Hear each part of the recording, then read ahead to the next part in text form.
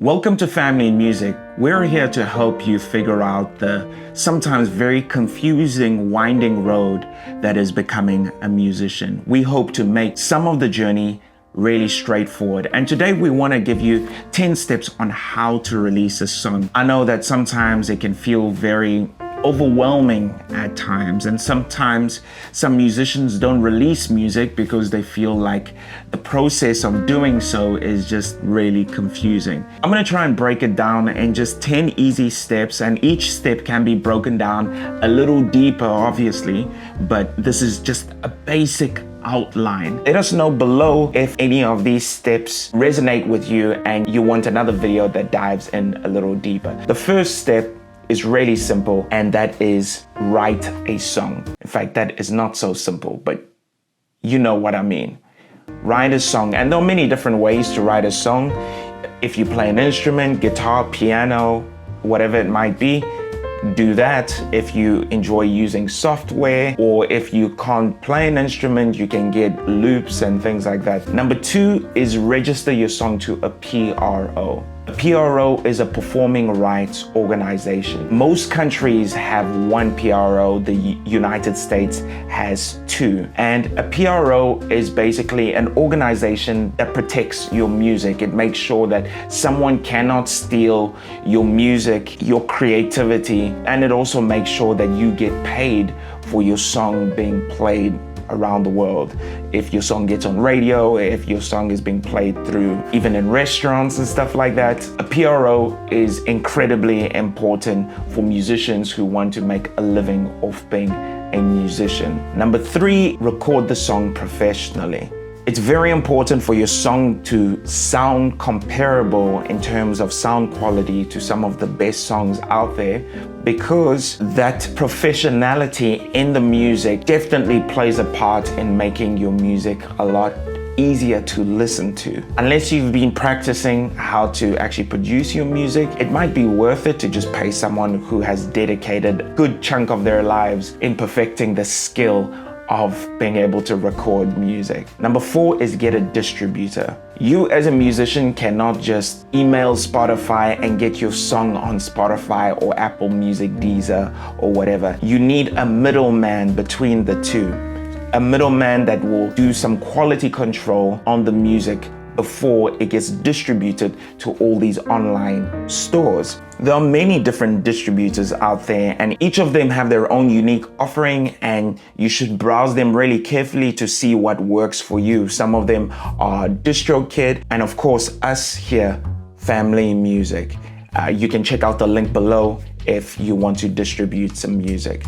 Number 5 is create cover art. Cover art is incredibly important, especially if you're going to be distributing your music to a bunch of different platforms. I mean, think about it. When you're scrolling through Apple Music or Spotify, I'm pretty sure that a nice cover plays a part in you actually just clicking on a song that you don't know. You can either do it yourself, and there are very specific dimensions you need to follow, or you can go on something like Fiverr where you pay someone to do it for you. Again, it all depends on how much time you have, and a lot of the time it's better to just rely on people who can do it better without you wasting your time. Number 6 is to send your song to the distributor of your choice at least 5 weeks before your song goes live. Basically, submitting your song at least 5 weeks before just gives your song enough time to be on all streaming platforms by the time your song is live. Number 7 is pitch your song to Spotify so that it stands a chance of being put on a playlist. We've spoken about this before, but basically,